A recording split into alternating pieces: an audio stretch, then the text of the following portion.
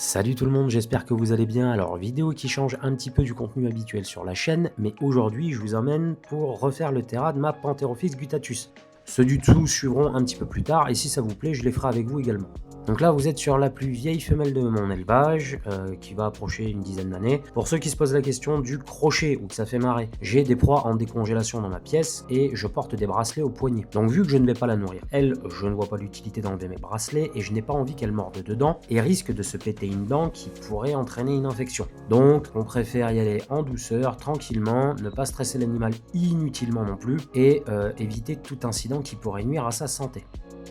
Le terrarium où je suis en train de la mettre, c'est mon terrarium de contention dont je me sers justement quand je nettoie les terras ou quand il y a un petit problème technique dans le terra, je les mets là-dedans. Après chaque placement de serpent dans ce terra et une fois que le serpent est retourné dans son habitat permanent, je désinfecte ce terrarium là, c'est hyper important.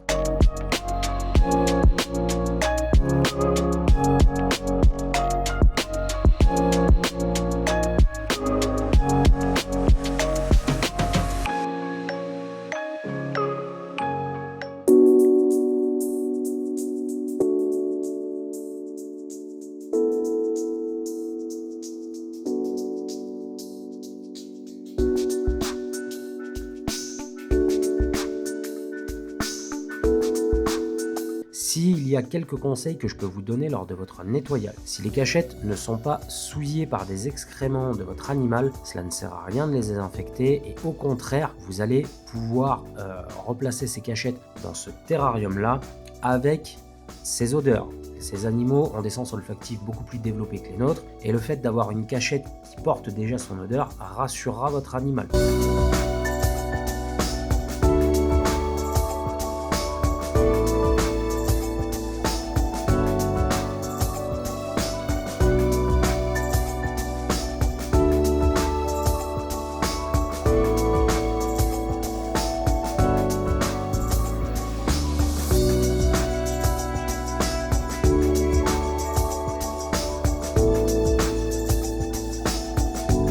Quand vous videz votre terrarium, assurez-vous qu'il n'y ait absolument plus du tout de substrat. Donc faites tous les angles, n'hésitez pas à regarder plusieurs fois parce que le problème c'est que si vous laissez du substrat qui est souillé, vous allez pouvoir potentiellement laisser des germes et c'est pas le but. Bon, là dans mon terra, le substrat n'est pas vieux, il a même pas un mois, donc il n'y a absolument pas de problème.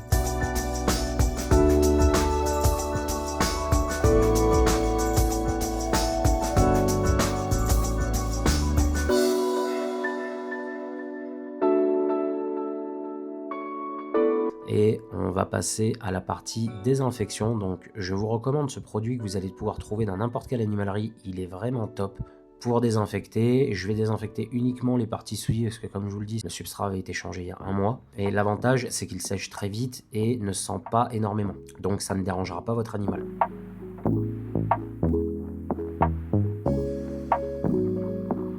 Bon, la mise en place de la bâche, qu'est-ce que je peux vous dire? J'ai choisi une bâche plus grande parce que si un jour je décide de vendre cette batterie de terrarium ou de ne plus m'en servir, je pourrai toujours récupérer la bâche et m'en servir dans un autre terra plus grand, bien sûr nettoyé au préalablement, mais je pourrai m'en servir, ça m'évitera des dépenses et puis ça me permettra de pouvoir réutiliser du matériel viable. Et je place une bâche dans mon terra parce que je protège mon bois comme ça. Même si mon bois est traité, je préfère être sûr que de l'humidité ne s'accumulera pas au niveau du bois et du coup qu'il ne pourrira pas ou ne gondolera pas. Donc je bâche, il y en a qui ne le font pas, moi personnellement je préfère le faire.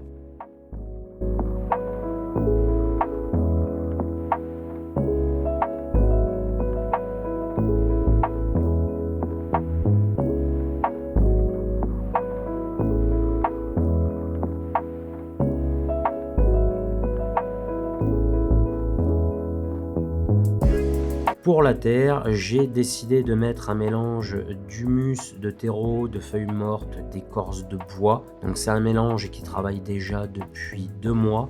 Le seul problème dans cette vidéo, vous verrez, j'en ai pas eu assez, donc j'ai dû rajouter un petit peu d'humus, enfin de terreau. Mais c'est pareil, je vous recommande de préparer votre terre un petit peu avant de faire votre terrasse si vous voulez passer en naturel ou semi-naturel. Ça permettra déjà aux micro-organismes de démarrer le processus de décomposition des déchets organiques. Et une fois que vous allez les mettre dans votre terrasse, ce processus sera déjà engagé.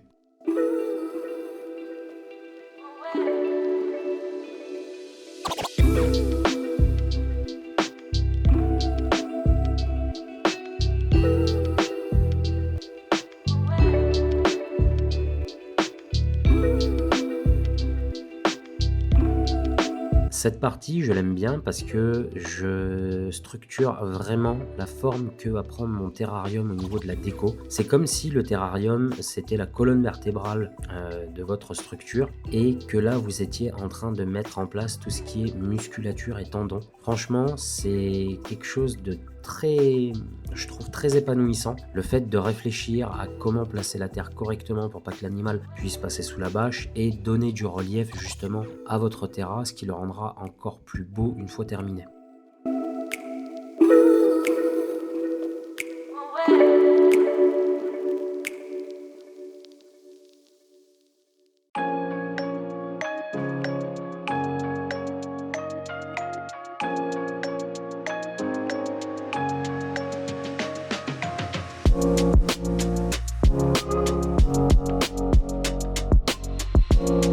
Donc là, vous voyez, il me manquait de mon mélange, donc du coup, j'ai dû en rajouter et en refaire rapidement.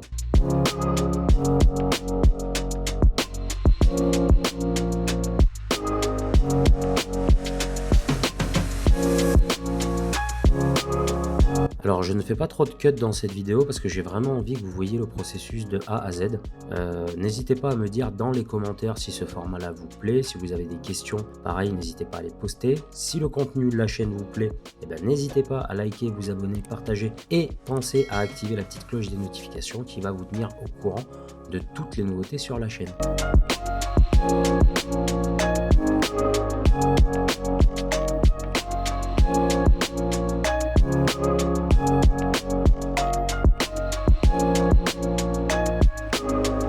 Là, je mets en place une de ces anciennes cachettes. Alors, un bol en plastique. Pourquoi un bol en plastique? Eh bien déjà, c'est à moindre coût. Ensuite, c'est moins lourd que des pierres ou des troncs. Donc, mon animal ne risque pas de se coincer dedans, voire de se faire écraser. Et le dernier point qui est très important, eh bien, c'est très facile à inclure dans votre décoration. Là, j'ai juste à recouvrir de terre et elle a littéralement une cache souterraine qui est créée rien que pour elle et dans laquelle elle pourra se sentir en sécurité.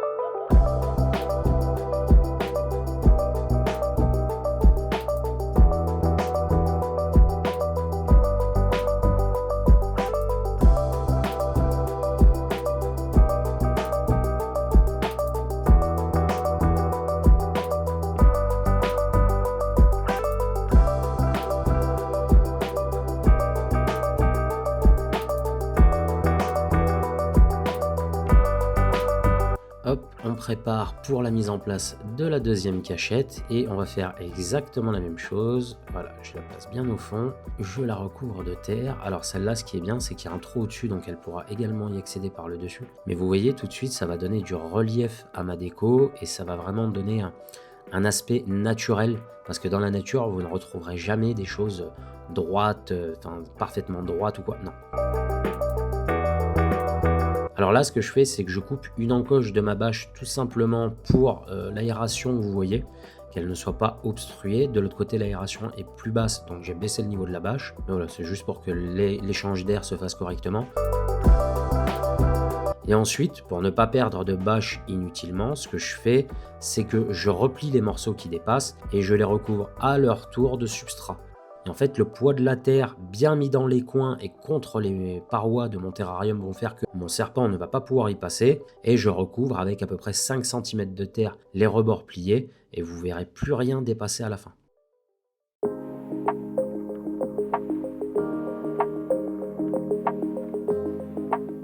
Et là, au niveau quantité de terre, je suis à peu près sur, allez, je vais dire 40 litres de terre dans mon terra. Donc ça c'est pareil, pensez à vérifier la solidité de votre structure. Ne surchargez pas en poids votre terrarium, parce que si vous faites ça et que vous avez des animaux en dessous, si ça casse, littéralement vous allez pouvoir tuer vos animaux et c'est vraiment pas le but, hein. Donc faites attention. Moi c'est quand même une terre qui est vachement bien aérée, qui n'est pas lourde, donc il n'y a absolument pas de risque.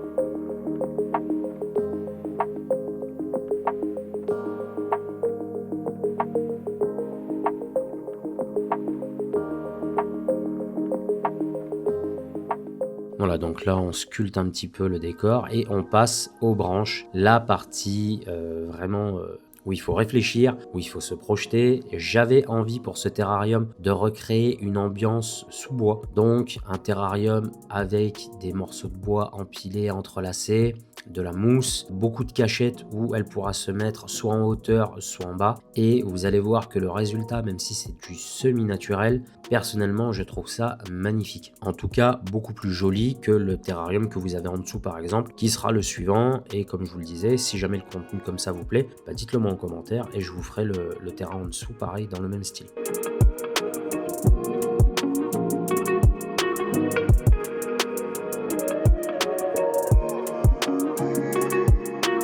Pour parler un petit peu plus des panthérophytes, justement, c'est ça qui est génial, c'est que vu que ces serpents dans la nature vont pouvoir s'adapter à différents milieux, et ben vous allez pouvoir faire des terrariums radicalement différents. Là, vous voyez, je fais un terrarium un peu dans le style sous-bois, et ce serpent s'adapte tellement bien à son environnement que j'envisage sérieusement de faire un autre terrarium, mais beaucoup plus dans le type de prairie, parce que ces animaux vivent dans des marais, des prairies, des bois, enfin bref, ils arrivent vraiment à s'adapter à différents milieux, et c'est ce qui les rend parfaits pour les débutants. Moi, c'est pour ça que je vous le recommande, ce serpent, si jamais vous voulez débuter, parce que vous allez pouvoir faire des structures diverses et variées vraiment magnifiques et vous éclater.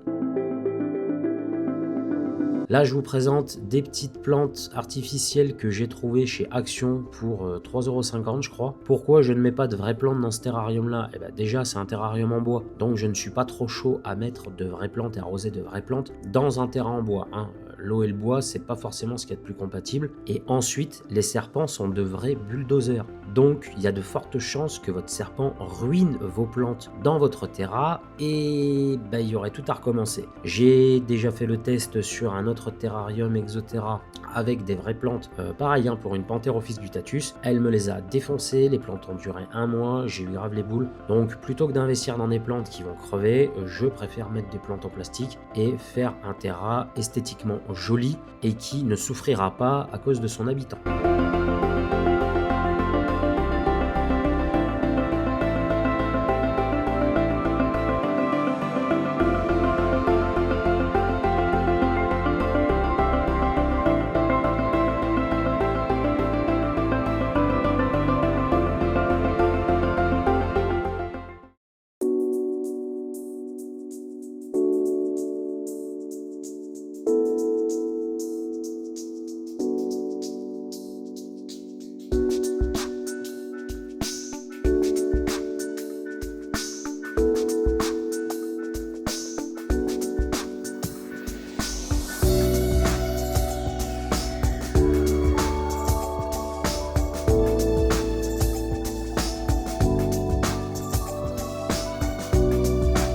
Et voilà le terrarium de la Fifi terminé. Je suis trop content, ça rend vraiment bien.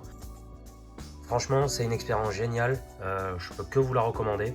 Et depuis qu'elle y est là, parce que je vous fais la fin de la vidéo un petit peu en décalé, ça doit faire 3 heures qu'elle y est, je la vois explorer son territoire, c'est kiffant.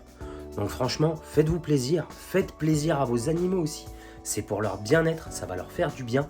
Je vous dis, ma vision de la terrario a totalement changé. Ça a été un gros travail de fond, gros travail de recherche pour avoir un environnement adapté à mon animal en terrarium. Mais honnêtement, je ne regrette absolument pas quand je vois le résultat. C'est magnifique. Donc voilà les amis, si la vidéo vous a plu, eh ben, n'hésitez pas à me le faire savoir, à vous abonner, liker, partager, commenter. S'il y a des questions par rapport au terrarium, n'hésitez pas à les poser en commentaire. Si vous avez des réactions, des conseils, des critiques, du moment qu'elles sont constructives, moi il n'y a aucun problème, j'échange avec tout le monde. Et je vous dis à très vite pour une prochaine vidéo et de nouvelles aventures dans son monde fascinant. Ciao, à plus.